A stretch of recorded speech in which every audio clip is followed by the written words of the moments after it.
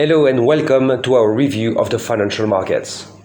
There have been many major political and economic developments at the end of the year. On the one hand, the Brexit agreement between the European Union and the United Kingdom. And, on the other hand, Trump finally voted yesterday the support plan. If both parties have avoided the worst with regard to Brexit, the final agreement seems very weak after more than 4 years of negotiations. Broadly speaking, the United Kingdom retains a flawed free trade agreement for a total amount of nearly £600 billion and regains full sovereignty.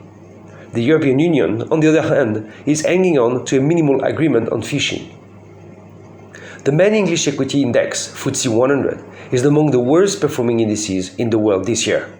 Now that the uncertainties have been lifted, even if the deal is not what the British expected, the index could rebound. On the other side, Trump, after days of suspense, finally voted yesterday the $900 billion support plan that will allow Americans to receive a check of $600 among other things to cope with the crisis. This long-awaited validation should favor cyclical American stocks. The horizon is becoming clearer for the United States and Europe. On the other hand, China has hardened its stance towards Alibaba this weekend, probably to show foreign investors that the Chinese regulator is working twice as hard on corporate governance, the weak point of Chinese companies. In response, Alibaba has decided to increase its share buyback program for the next 2 years to $10 billion to offset a potential decline in prices. This week closes a 2020 year of old records.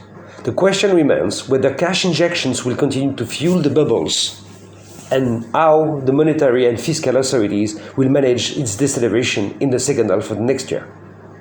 Hoping that, by then, the real economy will have taken over. The entire team joins me in wishing you a very fruitful year 2021, during which we will share with you our economic and financial insights. Have a nice week ahead.